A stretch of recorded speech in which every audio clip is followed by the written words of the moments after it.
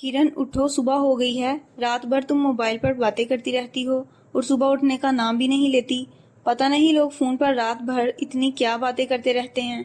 ये सब फजूल है, सिर्फ टाइम जाया करना है। उठ भी जाओ किरण बीबी, मेरी प्यारी बहन, ना तुम खुद सोती हो और ना किसी को सोने देती हो। किरण ने अपनी बहन नूर से चीखते हुए कहा। नूर और किरण दोनों बहनें थीं। घर में इनकी माँ के अलावा और कोई नहीं था। अब्बू का इंतकाल हो गया था। किरण की कुछ सोच अजीब थी, अजीब किस्म की लड़की थी। इसकी सोच थी, लोग मोबाइल पर खा थोड़ा जाते हैं, सिर्फ टाइम पास करते हैं। वो हमें पागल करते हैं और हम उनको पागल करते हैं। मेरी प्यारी बहन ने नाश्ता करना है या नहीं? ओहो, तुम ना नींद का सारा मजा खराब कर देती हो। तुम्हें पता है सुबह सुबह सोने का कितना मजा आता है। काश तुम्हारा कोई बॉयफ्रेंड होता, तुम भी उससे रात भर बातें करती। उस मजनू से तुम्हारे साथ वो जीने मरने की कस्में खाना, तू भी उसके साथ जीने मरने की कस्में खाती। वो तुम्हारे साथ, तुम उसके साथ हुई। फिर जिंदगी का कितना मजा होता यार। ना तुम जिंदगी के खुद मजे लोगी और ना किसी और को लेने दोगी। किरण ये सब बातें अपनी बहन नूर से बड़े रोमांटिक मूड में कहे जा रही थी। ओहो किरण की बच्ची, ये बकवास अब बंद करो और नाश्ता कर लो। ठीक है मेरे आका, जैसी तुम्हारी मर्जी, तुम चलो मैं आती हूँ। तू मेरी बहन किसी मौलवी के घर पैदा होती। तुम्हारी जैसी लड़कियां सिर्फ घर का काम और अपनी सारी जिंदगी शोहर की खिदमत में गुजार देती हैं, और कुछ नहीं। किरण ने नाश्ता करते हुए नूर से कहा। नूर बोली, किरण तू कभी मुझसे बहुत मार खाएगी, और ये जो तुम सारी सारी रात फोन पर बातें करती हो, कहीं किसी मुसीबत में ना फंस जाना। काश अबू जिंदा होते, वो खुद तुम्हें समझाते।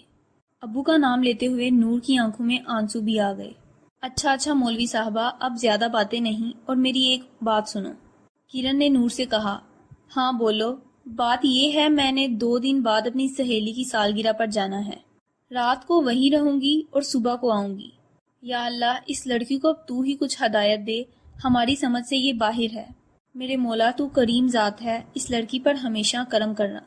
नूर अपनी बहन के लिए दुआ करते हुए घर के काम में मसरूफ हो गई। नूर 5 वक्त नमाज बड़ी पाबंदी से पढ़ती थी। नूर और किरण की माँ लोगों के घरों में काम करती थी और अपने घर का खर्चा चलाती थी। नूर को अपनी बहन किरण की हर वक्त फिक्र रहती थी। क्यों ना होती, आखिर वो उसकी बहन थी। कहीं ये लड़की किसी मुसीबत में न फंस जाए। वो हर नमाज के बाद किरण के लिए दुआ भी करती थी। 2 दिन गुजरने के बाद किरण ने अपनी बहन नूर से कहा, मुझे अपनी सहेली के यहाँ जाना है सालगिरह पर, और रात को नहीं आऊंगी। नूर ने बहुत गुस्से से कहा, क्यों नहीं रात को आओगी?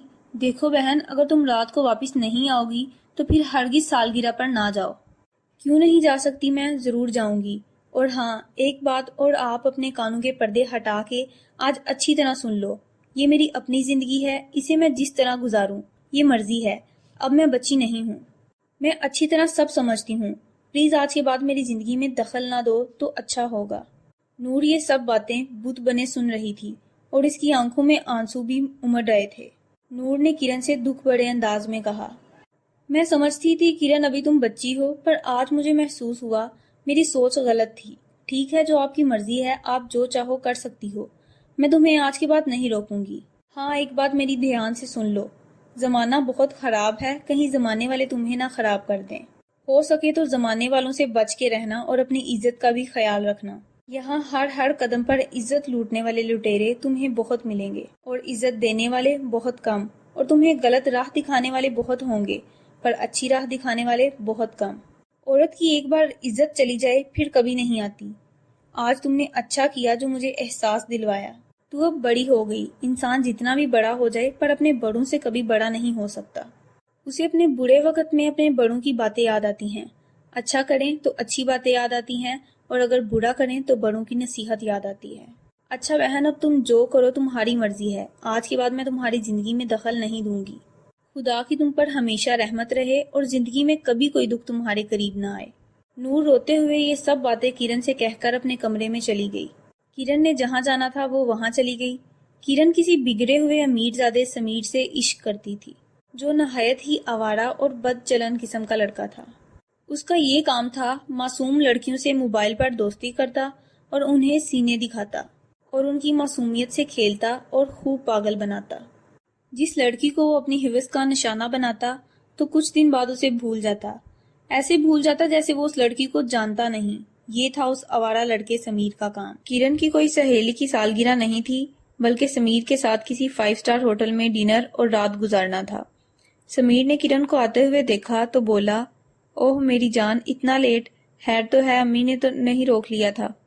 نہیں ایسی کوئی بات نہیں سمیر، بس راستے میں کچھ دیر ہو گئی تھی میری جان۔ اوہ یار، میں کتنی دیر سے بیٹھا آپ کا انتظار کر رہا ہوں۔ سمیر نے محبوبانہ انداز میں کہا۔ چلو آؤ بیٹھو، چھوڑو سب باتوں کو، پہلے ہی میرا موڈ خراب ہے، کرن نے سمیر کا ہاتھ پکڑ کر کہا۔ دیکھو کرن، اس طرح نہیں چلے گا، اس طرح تو اس پارٹی کا مزہ نہیں آئے گا، اس سے اچھا ہوتا ہم گھر واپس چلے جاتے ہیں۔ نہیں نہیں، اب سب کچھ ٹھیک ہے۔ اوہ جان، تم نے تو مجھے ڈرا ہی دیا تھا، سمیر نے پیار سے کرن کا ہاتھ پکڑ کر کہا، اور کرن کے ہاتھ اپنے ہاتھوں میں بہت پیار سے دبا رہا تھا اور پیار بھری نظروں سے کرن کو دیکھ بھی رہا تھا۔ کرن، میں تم سے اب ایک پل کے لیے بھی جدا نہیں ہونا چاہتا، بس اب ہم جلدی سے ایک ہو جائیں، مجھ سے اب یہ دوریاں برداشت نہیں ہوتی جان۔ اچھا بابا، اوکے، اب مجھے یہ بتاؤ تمہارا کیا پروگرام ہے؟ جان، ہم کھانا کھا کر ساری رات پیار بھری باتیں کریں گے۔ اچھا جناب۔ اوہ میرے سرکار، اب بتاؤ کھانے میں کیا پسند کرو گے؟ میری جان، تمہارا دل۔ اوہ میری جان، ایک دل تو پہلے ہی آپ کے پاس ہے، کاش میرے سینے میں 2 دل ہوتے، دوسرا دل آپ کو فرائی کر کے دیتا جان۔ تم نہ سمیر بات کو بہت لمبا کر دیتے ہو، اب کوئی اچھی سی چیز منگواؤ، سمجھے؟ ٹھیک ہے جان۔ کرن اور سمیر کھانے سے فارغ ہو کر کمرے میں چلے گئے۔ کسی کا کوئی ڈر نہیں تھا اور کوئی روکنے والا بھی نہیں تھا۔ اس وقت ان دونوں کو جوانی کا نشہ تھا۔ رات کے تقریباً 1 بجنے والے تھے۔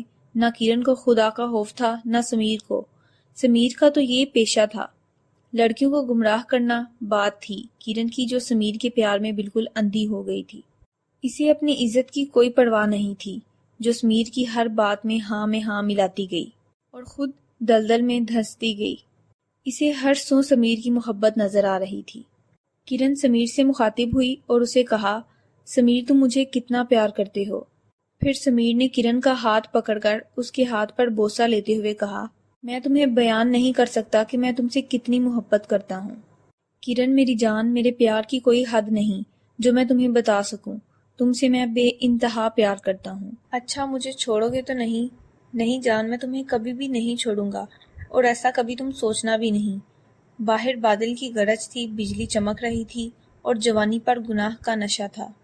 سمیر نے کرن سے کہا، سویٹی موسم دیکھو کتنا پیارا ہے، آج تمہارے بہت قریب آنے کو دل چاہتا ہے، کیا آپ کی اجازت ہے؟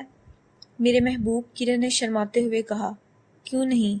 کرن، کل بھی تمہاری تھی، آج بھی تمہاری ہے، اور کل بھی تمہاری رہے گی۔ کرن کی ہر چیز کے مالک تم ہو، اور میں تمہیں کیسے انکار کر سکتی ہوں؟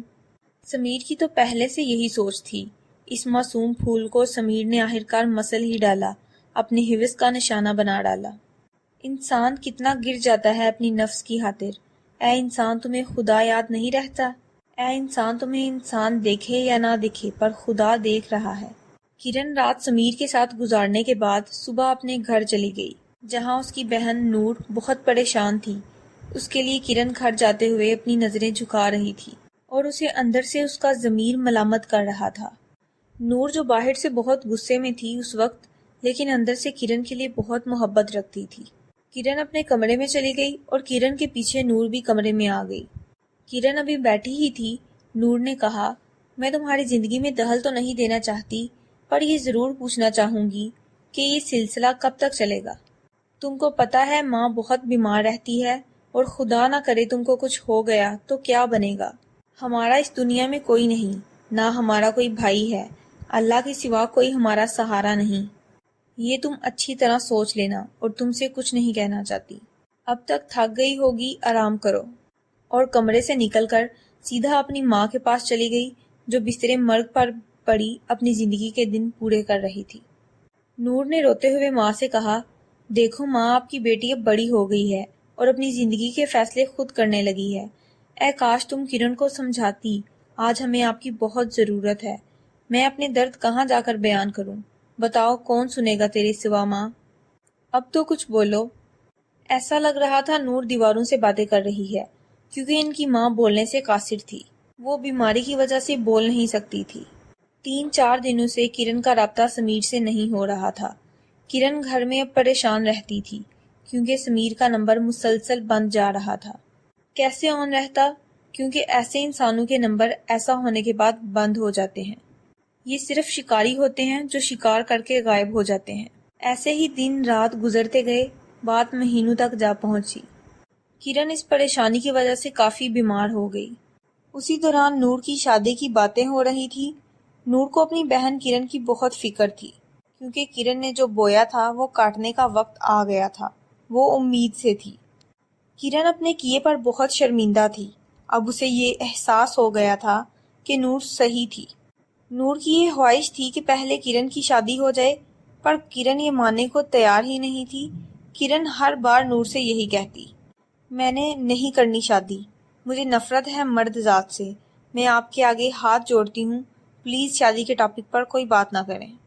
وہ کرن کی یہ باتیں سن کر خاموش ہو جاتی، پر اندر سے بہت روتی اور دن بہت تیزی کے ساتھ گزر گئے۔ آخرکار کرن کی ڈیلیوری کا دن بھی قریب آ گیا۔ کرن کی صحت دن بہ دن بگڑتی جا رہی تھی۔ نور کرن کے لیے فکر مند تھی۔ ایک دن کرن کی طبیعت بہت خراب ہو گئی اور کرن کو جلدی سے اسپتال لے گئے۔ جب ڈاکٹروں نے کرن کا چیک اپ کیا تو نور سے کہا، بچہ اندر مر چکا ہے، اس لیے اس کو جلد ہی آپریٹ کرنا ہوگا۔ وقت بہت کم ہے اور ہم یقین سے نہیں کہہ سکتے کہ مریضہ بچ سکتی ہے یا نہیں۔ نور کی آنکھوں میں اس وقت آنسو تھے اور اس کی زبان پر دعا تھی، اے اللہ میری پیاری بہن کی زندگی بچانا، اور کرن کو بار بار دیکھ رہی تھی۔ کرن نے نور کو روتے ہوئے دیکھ کر اپنی طرف بلایا اور کہا، میری پیاری بہن تم مت رو، یہ میری غلطی کی سزا ہے جو مجھے مل رہی ہے۔ کاش میں اس وقت تمہاری باتیں سمجھتی، آج اس حال میں نہ ہوتی۔ تمہاری وہ باتیں سچ تھیں، تم اچھی بہن اور اچھی بہن ہو۔ میرے جیسی لڑکی کا یہی انجام ہونا چاہیے تھا۔ میں نے تمہارا بہت دل دکھایا ہے، پلیز مجھے معاف کر دینا، اور اب مجھے زندہ رہنے کا کوئی حق نہیں۔ نور روتے ہوئے بولی، تم ایسی باتیں نہ کرو، تمہیں کچھ نہیں ہوگا، تمہیں میری زندگی بھی لگ جائے۔ کرن نے کہا، اس کاغذ پر سائن کر دیں، ہم مریضہ کو آپریٹ کر رہے ہیں۔ کرن کا آپریشن شروع ہو گیا۔ نور باہر پریشانی کی حالت میں اپنی بہن کے لیے بہت دعائیں مانگ رہی تھی۔ کچھ دیر بعد ڈاکٹر آپریشن تھیٹر سے باہر آئے اور نور سے کہا، سوری ہم آپ کی بہن کو نہیں بچا سکے۔ نور یہ سن کر غم سے وہیں زمین پر گر گئی۔ اسپتال میں موجود لوگ اس کے آس پاس جمع ہو گئے۔